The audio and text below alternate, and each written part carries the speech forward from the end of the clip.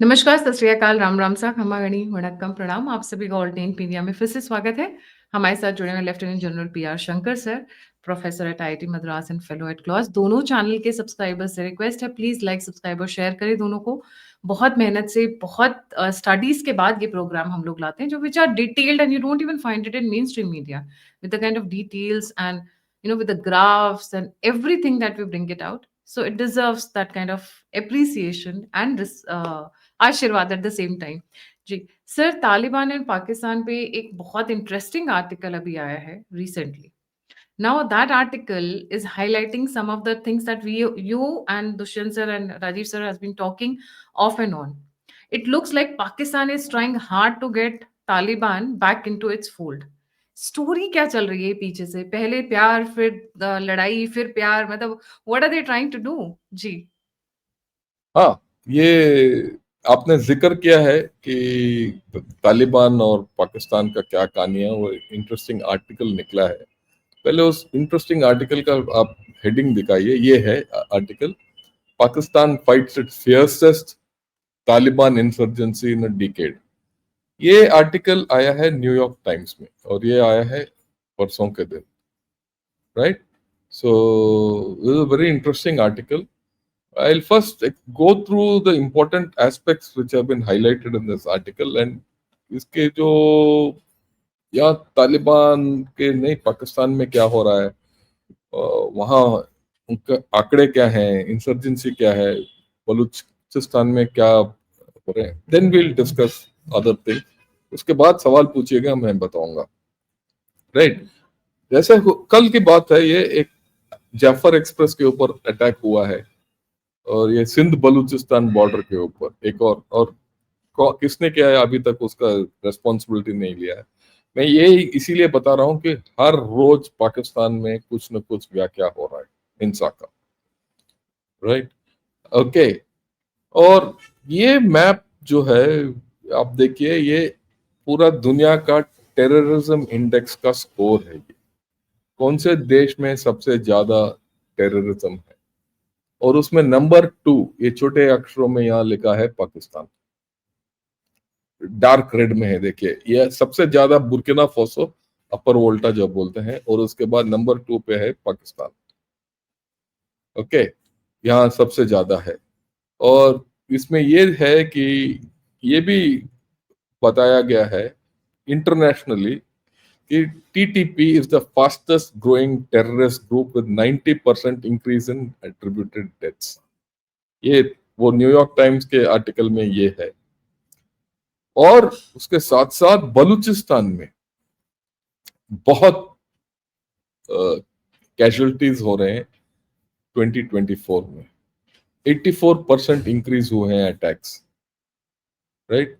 और 202 terrorist incidents हुए हैं, जिसमें 322 लोग मारे गए और 544 लोग उनका इंजरीज हुए हैं. हालत दिन ब दिन बलूचिस्तान और पाकिस्तान के अंदर बिगड़ता जा रहा है.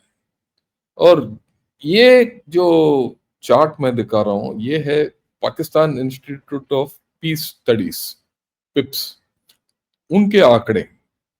आप देखिए कितने अटैक्स हैं उनके खुद के मुताबिक, पाकिस्तान के खुद के मुताबिक कितने मारे गए ये, और कितने इंज्योर हो गए.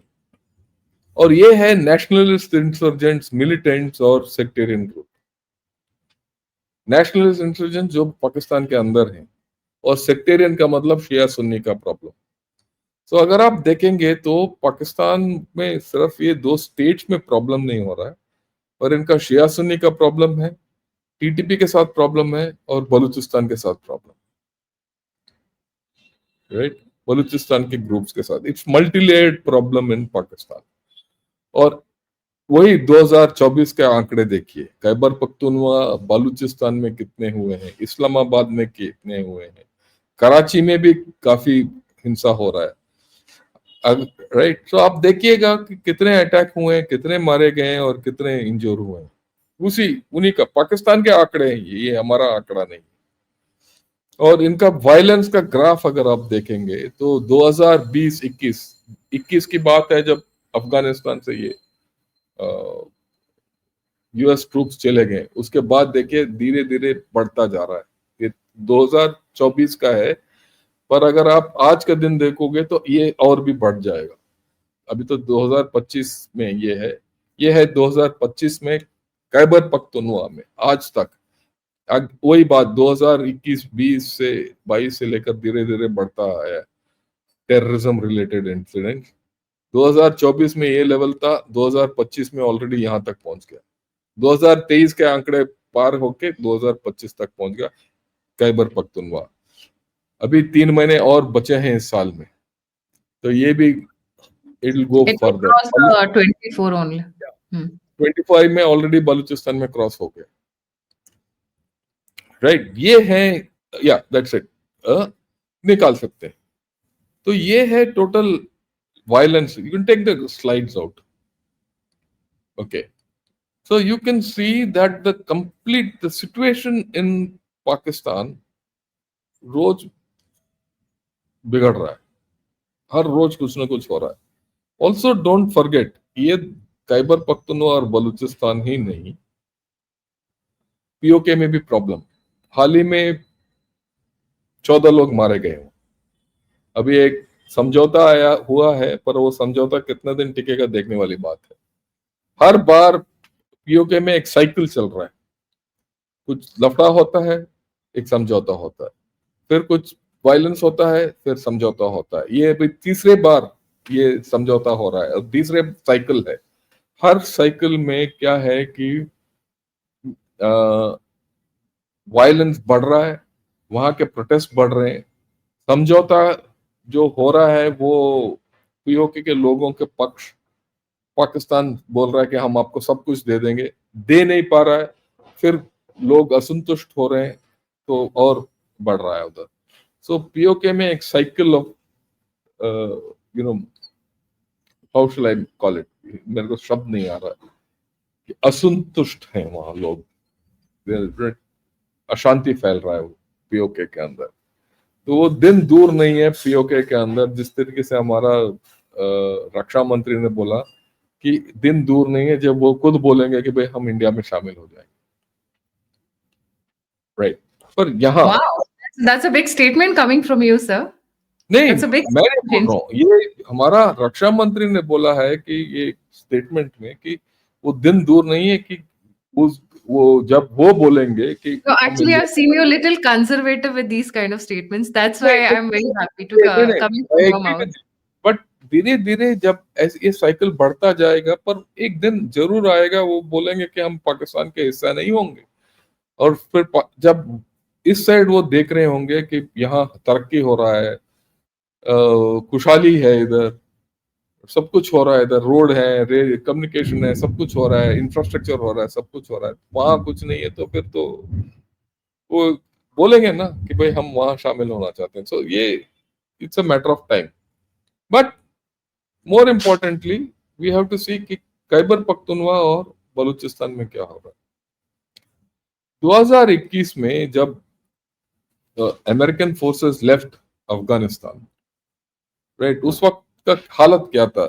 इमरान खान ने बोला भाई ये क्या गुलामी के जंजीर तोड़ दिया गया है वगैरह वगैरह। सबने सोचा कि तालिबान को का जो गवर्नमेंट इन्होंने स्थापित किया था काबुल के अंदर, कि Pakistan will get it's strategic depth, और उस गवर्नमेंट के ऊपर इनको काबू होगा वगैरह वगैरह। यही सोच है, क्योंकि पाकिस्तानियों ने सोचा कि तालिबान को यहाँ शय देने से 20 साल के लिए इन्होंने शय दिया कि वो तालिबान जो है वो पाकिस्तान के आदी हो जाएंगे, right, they will be with them.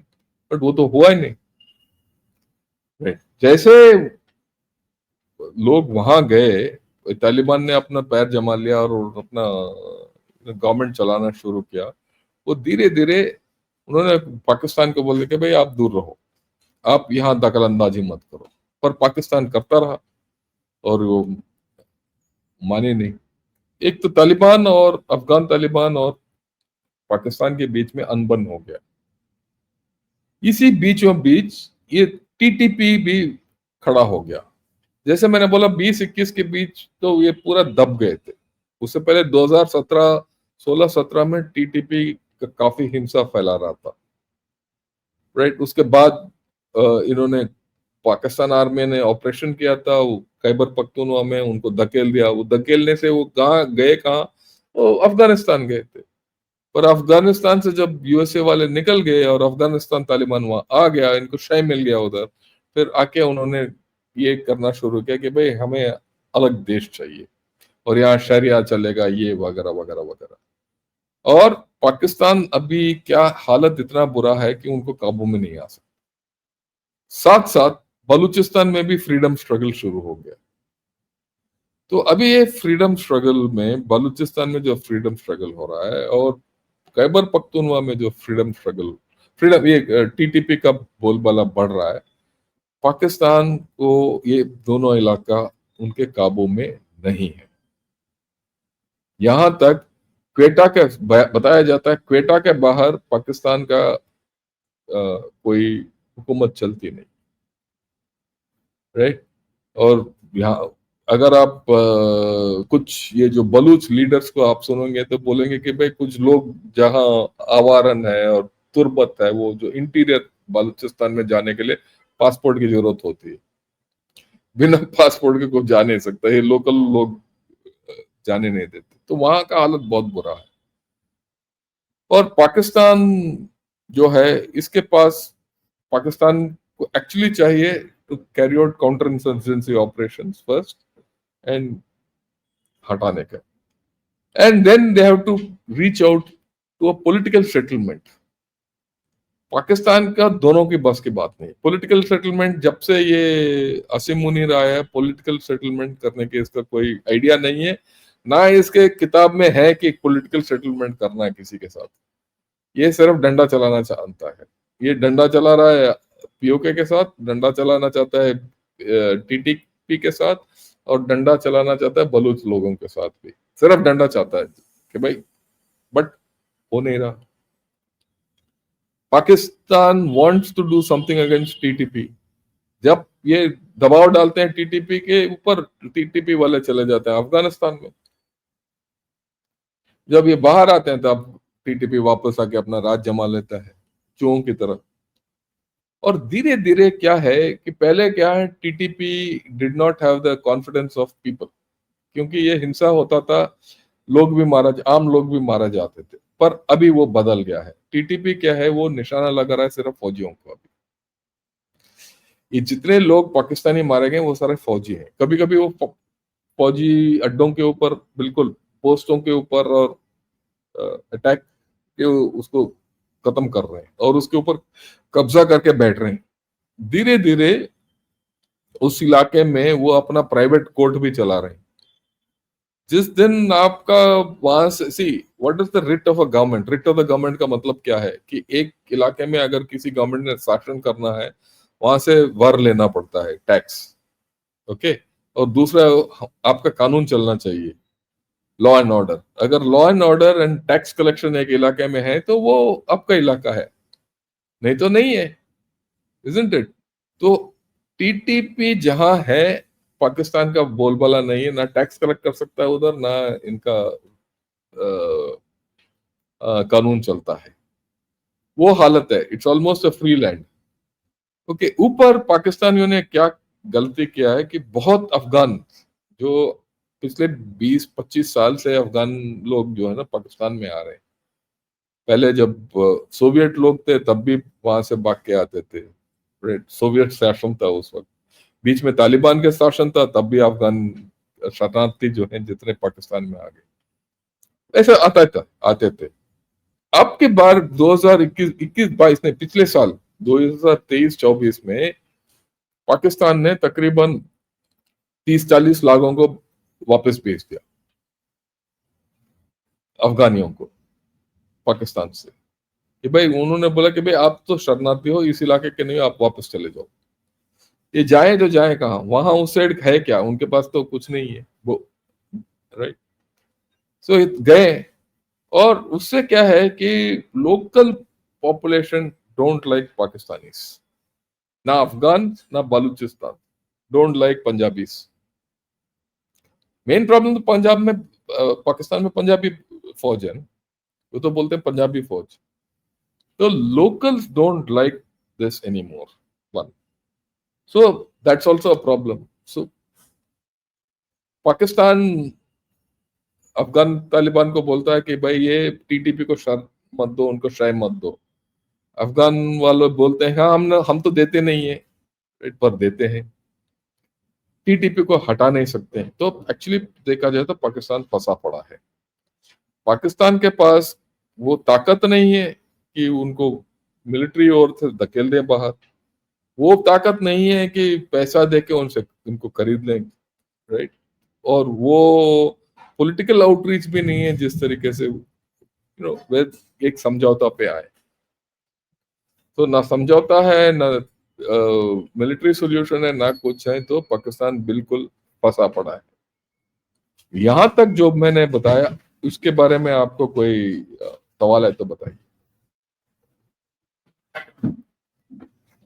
Sir, आपको क्या लगता है कि आगे आने वाले समय में इन लोगों के बीच में सुलह हो पाएगी किसी भी तरीके की after what has happened in past? नहीं, सुलह हो नहीं सकता, क्योंकि पाकिस्तान के पास देखिए कोई किसी ग्रुप के साथ सुलह करने के लिए आप उनका मुद्दों को आपको थोड़ा रिकग्नाइज भी करना पड़ता है कि भाई आपके मांग ये है, ये मांग हम दे सकते हैं, नाम ये मांग नहीं दे सकते हैं. और ये जो बातचीत में लेन देन होता है एक्चुअली, राइट. और उस लेन देन में ना कुछ आर्थिक हेल्प जरूरत होती है, वो है ही नहीं. एक एक तो ये है. दूसरा ये है कि ये पाकिस्तान चाहता है कि ये पूरा कहानी डुरैंड लाइन के ऊपर हो. पाकिस्तान मानता है कि Durand line is the border between Pakistan और अफगानिस्तान. अफगान लोग मानते नहीं है कि ये बॉर्डर. वो बोलते हैं कि भाई हमारा बॉर्डर तो इंडस नदी है, ठीक है. तो वो तो अफगान लैंड जितने भी हैं वो इंडस नदी तक आता है, तो हम मानते नहीं है कि ये पाकिस्तान है. और आजकल बलूचिस्तान वाले भी जितने रिबल्स हैं वो कहते हैं कि भाई हमें आजादी चाहिए. आजादी का लहर बलूचिस्तान में ज्यादा है, वहां का लहर कुछ अलग ही लहर है. वो कहते हैं वहां हम ये तो हम आपका है ही नहीं, आजाद करने के क्या है, ये तो हमारा ही इलाका है, आप हमारा यहाँ शरिया लॉ चलेगा वगैरह वगैरह वगैरह, राइट. एक और मूवमेंट है खैबर पख्तूनवा, वो है एक peaceful movement, PTM, Pashtun Tahafuz movement. थोड़ा लेफ्ट लीनिंग मूवमेंट है, कम्युनिस्ट टाइप, पर वो थोड़ा शांत लोग हैं, वो बातचीत के लिए तैयार है. पर पाकिस्तान ने उनके लीडरों को अंदर सब कर दिया, कहता है आपसे बात नहीं करेंगे. उनके से बात नहीं हो रहा है जो शांति से बात करना चाहते हैं. जो हिंसा के साथ चल रहे हैं टीटीपी, उनके साथ आप बात नहीं कर सकते हो. तो जाए कहाँ. और बलूचिस्तान में तो कुछ कहानी अलग ही हो रहा है, क्योंकि बलूचिस्तान में दो तीन मूवमेंट चल रहे हैं. एक तो बीएलएफ का वो फ्रीडम फाइटर्स मानते हैं वो अपने आप को, वो तो फ्रीडम स्ट्रगल है. एक मैरंग बलूच का ये है, ठीक. तो वो हक की आजादी मांग रही है, हकीकी लड़ाई है उनका, ठीक. उनको हक चाहिए. उनको चाहिए कि भाई जितने लोगों को आपने गायब किया उनको वापस करो या उनका हिसाब किताब दो. और एक और मूवमेंट है ग्वादर के इर्द गिर्द, ग्वादर का हक दो मूवमेंट चल रहा है. और इसके बीच में ग्वादर में चीनी वाले ने पोर्ट बना दिया. अब पसनी में अमेरिका को इसने असीम मुनीर ने पोर्ट देने का वादा कर दिया है. और रिकोडिक जो बलूचिस्तान के अंदर है, वहां तांबा निकला है, तांबा और सोना. और वो माइन जो है वो अमेरिका को देना चाहता है. फिर वो सैंडक में ऑलरेडी एक कॉपर माइन है जो चीनी के पास है. तो असीम मुनीर क्या चाहता है कि अमेरिका और चाइना दोनों को इस इलाके में ले आओ, ताकि यहाँ का जितने प्रॉब्लम्स हैं वो हल जाए और उसको पैसा मिले. वो एक खेल खेल रहा है. उसका खेल ये नहीं है कि ये पूरा इलाका पाकिस्तान को consolidate Pakistan. His aim is to make money and use China and USA to subjugate all these people. And अगर ये आ गए तो उनका फौज भी आएगा या कुछ तरीके वो निकालेंगे. और पर पैसा असीम मुनीर को जाएगा. या पाकिस्तान आर्मी को जाएगा। तो it is not only a matter of violence against Khyber Pakhtunkhwa और पश्तून्स। जिस तरीके से न्यूयॉर्क टाइम्स ने बोला कि द वर्स्ट इंसर्जेंसी, ये इंसर्जेंसी हटेगी नहीं, पाकिस्तान अपना गेम खेलता रहेगा। तो और उसके साथ साथ पिछले महीने अ, एक महीने या 1.5 महीने पहले वो काराकोरम हाईवे जो गिलगिट बाल्टिस्तान का इलाका है, वहां भी locals had a fight with Chinese, और वो रास्ता भी मेरे ख्याल में 10-15 दिन बंद ही रहा। तो वहां भी असंतुष्टि है। अगर आप देखेंगे तो पीओके, गिलगिट बाल्टिस्तान, खैबर पख्तूनख्वा, बलूचिस्तान, ये चारों जगह प्रॉब्लम्स हैं। और कुछ जैसे वो आंकड़े अगर आप देखेंगे जो Pakistan institute of peace studies ने दिया था, जो मैंने आपको पहले टेबल दिखाया था, अगर आप चाहते तो उसको लेके आ सकते हैं वापस, या आप ये टेबल दिखाइए एक बार, आपको ये क्लैरिटी होगा। हाँ, अगर आप ये देखिए, खैबर पख्तूनख्वा और बलूचिस्तान में प्रॉब्लम है, इसमें कोई डाउट नहीं है। पंजाब में हल्का प्रॉब्लम है, पर यहाँ देखिए कराची और सिंध में भी है इंसिपिएंट प्रॉब्लम। और इसमें क्या है कि पीओके और गिलगिट बाल्टिस्तान में को क्या हो रहा है वो तो बताया ही नहीं, वो तो छुपाया जाता है, राइट। तो ये निकाल दीजिए, थैंक यू। तो ये प्रॉब्लम है पाकिस्तान का। इट इज नॉट, जिस तरीके से न्यूयॉर्क टाइम्स ने सिर्फ वो पश्तून प्रॉब्लम के बारे में लिखा है, पर प्रॉब्लम और बड़ा है। और एक और तरीके से देखिएगा, बलूचिस sorry Gilgit Baltistan and POK are not part of Pakistan constitution. They are not provinces of Pakistan. वाह। They are governed centrally by the president of Pakistan. वो ना दे सकते हैं, ना कुछ कर सकते हैं, उनका कोई रिप्रेजेंटेशन नहीं है। जैसे हमारे यहाँ कश्मीर में इलेक्शंस होता है, इलेक्शंस होने के बाद क्या, जिस दिन उसका स्टेटहुड हो जाता है, एक असेंबली होता है, वहां से एमपी है, they have representation in the government, local level and at state level, union territory level and in the central level, right. उनका एमपी खड़ा होकर बोल सकता है कि भाई ये मेरा मांग है इंडिया से, चाहे वो एमपी कश्मीर का क्यों ना हो या लद्दाख की क्यों ना हो। पर वो सिस्टम पीओके और गिलगिट बाल्टिस्तान में है ही नहीं। वो अभी तक वो सेंट्रली कंट्रोल टेरिटरीज हैं। तो लोग बोल रहे हैं कि भाई हम क्यों वर दें आपको, आप क्यों टैक्स दें। बिकॉज वो है ना एक कहावत, नो टैक्सेशन विदाउट रिप्रेजेंटेशन। जब तक हमारा रिप्रेजेंटेशन नहीं है, हम टैक्स भी नहीं देंगे। वो अगर टूल पकड़ लिया गिलगिट बाल्टिस्तान और पीओके में, तो फिर नेक्स्ट स्टेप है आजादी। और लोग ऐसे बोल रहे हैं आजकल। तभी मैंने बोला कि वो दिन दूर नहीं है कि एक दिन बोलेंगे कि भाई हम इंडिया के साथ मिलना चाहते हैं। ऑलरेडी बलूचिस्तान वाले बोल रहे हैं, भाई आके हम हमें ले लो आपके साथ। बलूचिस्तान में तो ये खुला बात हो रहा है कि हम इंडिया के साथ होना चाहते हैं, राइट। सो ये है पाकिस्तान का पूरा कहानी। और इस बीच ट्रंप जी आ गए, ये जाके ट्रंप के गोद में बैठ गया, और ये अमेरिकन आने चाहते हैं, ठीक। और लोग इंटरनली अशांति है। आर्थिक व्यवस्था बुरी हालत में है, आर्थिक व्यवस्था कहीं नहीं जा रहा पाकिस्तान। आज तक बात बहुत हो रहा है कि यूएसए और पाकिस्तान के बीच में दोस्ती बढ़ गया वगैरह वगैरह वगैरह वगैरह, पर पैसा तो नहीं आया ना वहां से, कुछ मदद तो नहीं मिला ना पाकिस्तान को, राइट। चाइना ये सब देख रहा है ये कहानी। China also will one day से कि भाई तुम उसके साथ क्यों जा रहे हो, पैसा तुमने मेरे से लिया है, वो भी कफा हो जाएगा। तो ये पाकिस्तान का खेल जो है ना, वो 2-3 लेयर में हो रहा है। एक लेयर यूएसए के साथ, एक लेयर चाइना के साथ, एक लेयर जो है ना ये जितने इंसर्जेंसीज हैं और ये अशांति है उसके साथ, और चौथा लेयर है इनका अर्थव्यवस्था जो डूब रहा है। अगर कल के दिन इनको आईएमएफ से पैसा नहीं मिलेगा और चाइना वाले बोलेंगे कि भाई आपको कर्ज और नहीं देंगे, तो इनका अर्थव्यवस्था ठप हो जाएगा। ये तो इनका उधार की जिंदगी है, भिखारियों का जिंदगी है, वो उनको भी पता है।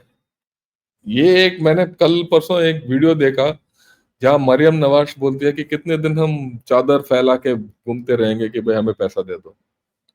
ये खुद बोलती है कि हम कितने दिन हम अपना चादर फैला सकते हैं और झोली फैला सकते हैं कि भाई भीख मांग सकते हैं। हमें खुद अपना पैर के ऊपर खड़ा होना पड़ेगा। पैर के ऊपर खड़ा होने के लिए आपको बहुत चीज अच्छे करने पड़ेंगे जो बहुत टाइम लगेगा, वो होगा नहीं। तो देखते हैं कहाँ तक जाएगा। तो ये है मेरा मोटा मोटा। आप सवाल पूछ सकते हैं, will dilate on it. Sir आपने 4 लेयर्स की गेम समझाई, इनमें सबसे खतरनाक वाली कौन-सी है? हर लेयर खतरनाक है पाकिस्तान के साथ।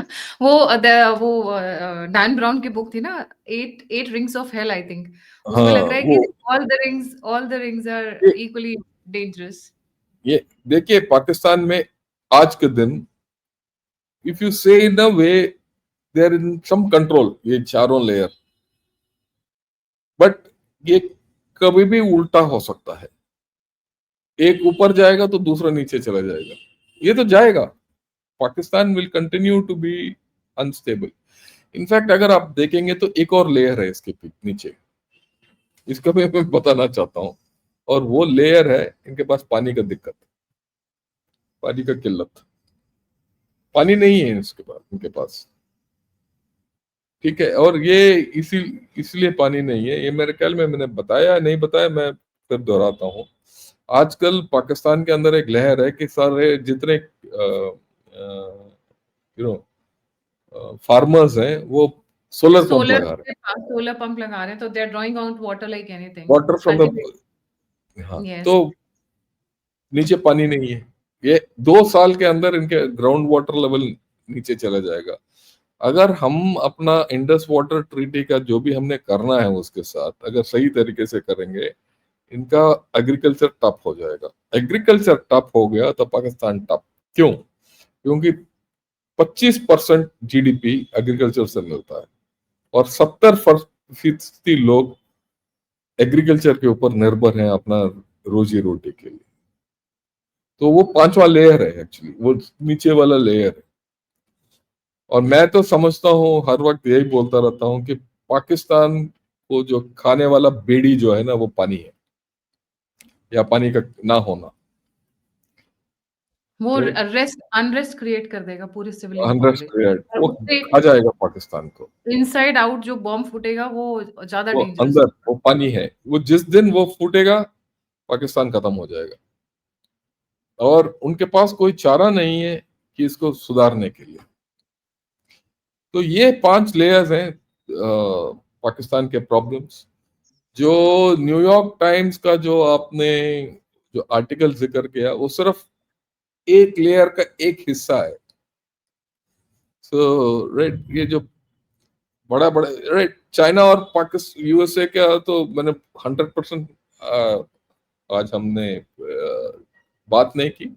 पर हम बात करेंगे जब हम पसनी के बारे में, जैसे हम इन डिटेल एक प्रोग्राम बनाएंगे तो तब तब बात कर सकते हैं। या बहुत इंटरेस्टिंग। तालिबान, पाकिस्तान, सर यहाँ पर कुछ भारत क्या कुछ रोल प्ले कर रही है, उसके बारे में भी थोड़ा बहुत बताएं। ये हमें कुछ करने की जरूरत नहीं। हमें सिर्फ, देखिए, करने के लिए तो बहुत कुछ है। एक मेरा ये मेरा मानना है कि वी शुड इसमें लड़ाई लड़ाई करने की जरूरत नहीं है। पाकिस्तान के साथ कभी लड़ना नहीं चाहिए। लड़ना सबसे बड़ा बेवकूफी है। एक हिसाब से देखेंगे तो ये जो ऑप्शनदौर में हमने जो उनको लड़ाई शुरू किया था ना, वो एक उचित कदम नहीं था। ये मैंने पहले भी बताया। ये जिस दिन ये पहलगाम का व्याख्या हुआ था उसके अगले दिन मैंने ये बात किया कि लड़ाई मत करो उनके साथ, पाकिस्तान के साथ। उनको फौजी तरीके से लड़ने की जरूरत नहीं। क्यों? इसका एक लॉजिक है। लॉजिक ये है, अगर आप इतिहास देखोगे, जब भी हमने पाकिस्तान के साथ लड़ाई किया और लड़ाई छिड़ा, और जब भी हमने उनको परास्त किया और उनको हार छटकाया, उसके बाद पाकिस्तान आर्मी और मजबूत होकर निकला है politically. they grew up on the hate sentiments They- more. नहीं, हेट वो जो भी है, पॉलिटिकली दे ग्रो स्ट्रॉन्गर, हाँ, क्योंकि मतलब वही एंटी इंडिया फीलिंग्स को कल्टीवेट करके। या नहीं, that's different. See, Pakistan army becomes politically stronger, emerges politically stronger after every defeat, क्योंकि लोग सोचते हैं कि भाई इंडिया हमें खा जाएगा, और उसको मदद और बचाने के लिए सिर्फ पाकिस्तान है, तो पाकिस्तान आर्मी है, तो they go back to Pakistan army. So that's a thing. अब की बार भी वही हुआ है ना। अब सिंदूर में हमने उनको इतना परास्त किया है, but Pakistan army has become stronger politically. सो पाकिस्तान को हराने के लिए या नष्ट करने के लिए या कुछ भी बोलो, एक पॉलिटिकल स्ट्राइक चाहिए, और वो पॉलिटिकल स्ट्राइक का उदाहरण है जब हमने आर्टिकल 370 इस्तेमाल किया। जब हमने आर्टिकल 370 को रद्द किया था, तो what was a political strike, वो कुछ नहीं कर पाए, और फिर उनके लोग खुद बोलते रहे कि भाई आप लोग कर क्या रहे हो। उन्होंने उसने तो आर्टिकल 370 हटा दिया, वो स्टेट बना दिया, 2 यूनियन टेरिटरी बना दिया। आप क्या कर सकते थे, वो कुछ कर नहीं पाए, बैठे रहे एक साइड में। Politically they were outside line. Same thing has to happen now. अगर पाकिस्तान को सॉर्ट आउट करना है, there has to be political outreach. Political outreach कहाँ होगा? JNK में, बलूचिस्तान में, अफगानिस्तान में। अगर आप पॉलिटिकल आउटरीच करोगे, तो पाकिस्तान आर्मी को आप साइडलाइन कर सकते हो। जब तक हम ये नहीं करेंगे, कोई फायदा नहीं। उनको साथ दोबारा हवाई जहाज चला दो, उनको नष्ट कर दो, आर्मी के साथ अटैक कर दो, वगैरह वगैरह, सब कुछ भी कर दो, फिर खड़ा हो जाएगा ये, जिस तरीके से आपकी बार हुआ। ये मेरा बड़ा क्लियर आइडिया है। ये बात काफी लोग समझते हैं, और मेरे ख्याल में इंडिया में बहुत लोग समझते भी नहीं है। जिनका दिमाग गर्म होता है ना, वो तो लड़ाई, काटो पीटो मारो, उस खून पसीना इसके ऊपर है।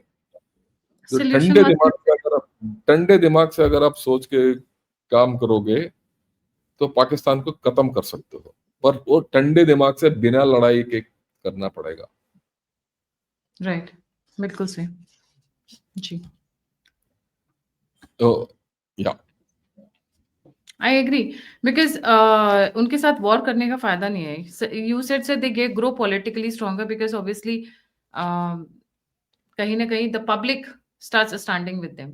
आप यस, उनको अकेले छोड़ दो तो they will die a natural death because their natural death. Activities are so हाँ, that's the simple. Worst thing.